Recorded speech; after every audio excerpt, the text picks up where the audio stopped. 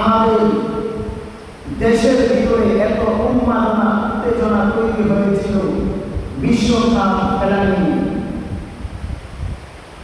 আসলে আমার বাংলাদেশের যুবকেরা এতই নির্লজ্জ, যখন আর্জেন্টিনা জিতেছে, জিতার সাথে সাথে সোশ্যাল মিডিয়ার মধ্যে ভাইরাল হয়েছে একটা যুবকের পরনের দৃশ্য। সে বলতেছে মেসি আমার আব্বা, আব্বা, আব্বা। সাংবাদিক তাকে জিজ্ঞাসা করতেছে, তুমি তোমার বাবাকে বেশি ভালোবাসো নাকি তুমি মেসিকে বেশি ভালোবাসো? সে বলে মেসি, মেসি, মেসি। আমি বলতে চাই, হে যুবক, এখনো সময় আছে, দিনের পথে ফিরে আসো, আল্লাহর পথে ফিরে আসো, নবীকে মুহাম্মদ করো, মেসিকে নয়। তুমি এটা তোমার অন্তরের ভিতরে পরিষ্কার ইয়াকিন রাখো যে ইহুদি বেঈমান খ্রিস্টানদেরকে নিয়ে তুমি নাচতেছো, যাদের মুহাম্মদ তোমার ভিতরে আছে, তারা তোমার আমার বন্ধু নয়, এরা তোমার আমার প্রকাশ্য শত্রু। কিছু যুবক এমন রয়েছে যারা আর্জেন্টিনা হারার পরে তারা আত্মহত্যা করেছে, নিজের জানকে মেসির জন্য, আর্জেন্টিনার জন্য তারা বিলীন করে দিয়েছে, তাদের নিজেদের জীবনকে ধ্বংস করে দিয়েছে। আমি পরিষ্কার যুবকদেরকে বলছি, হে আমার বাংলার যুবকেরা, তোমরা একটা কথা পরিষ্কার মনে রাখবে, তোমাদের এই জীবন, এই যৌবন একমাত্র আল্লাহর দেওয়া।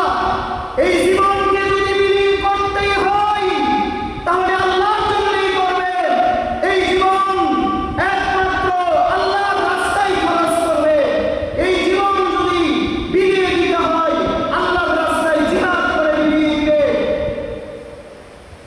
এই জীবন বিলীন করতে হলে তুমি ইহুদি বেঈমানদের বিরুদ্ধে গিয়ে, মুসলমানদের পক্ষে গিয়ে, আল্লাহ জমিনে আল্লাহর হুকুমত কায়েম করতে গিয়ে তুমি আল্লাহর জন্য তোমার জীবনটা সফল করবে।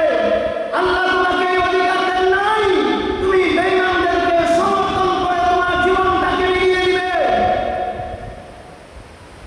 এখনো সময় আছে। আর্জেন্টিনা, ব্রাজিল, এগুলো ইসরায়েলের দালাল, এগুলো আমার মুসলমানদেরকে মারার জন্য সহায়তা করে। কাজে এখনো সময় আছে, ফিরে আসো, ফিরে আসো। আল্লাহ বলছেন, উদখুলু ফিস-সিলমি কাফা, তোমরা পরিপূর্ণ ইসলামের ভিতরে প্রবেশ করো। আজকে তুমি এই যে তোমার জীবনটাকে আর্জেন্টিনার জন্য বিলীন করে দিলা, কই? অথচ এই ইহুদি বেঈমানেরা যখন আমার রাসূলকে গালি দেয়, তোমরা তো রাস্তায় নাও না, তোমরা তো রাসূলের জন্য জীবন দাও না। জীবন যদি দিতে হয় একমাত্র আল্লাহর ও আল্লাহর রাসূলের জন্যই দিতে হবে। শুনে রাখো,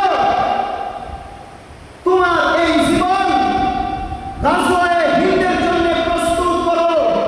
গাজওয়াতুল হিন্দ সামনে আসতেছে, আল্লাহর রাসূলের ভবিষ্যৎবাণী। গাজওয়াতুল হিন্দের জন্য তোমার এই জীবনকে প্রস্তুত করো। তোমার এই জীবনকে বিদর্মীদেরকে এই আল্লাহর জমিন থেকে বিতাড়িত করার জন্য তুমি তোমার জীবনকে প্রস্তুত করো। এই বিদর্মীরা সর্বদাই তোমাকে আমাকে প্রতিহত করার জন্য সর্বদাই প্রস্তুত থাকে।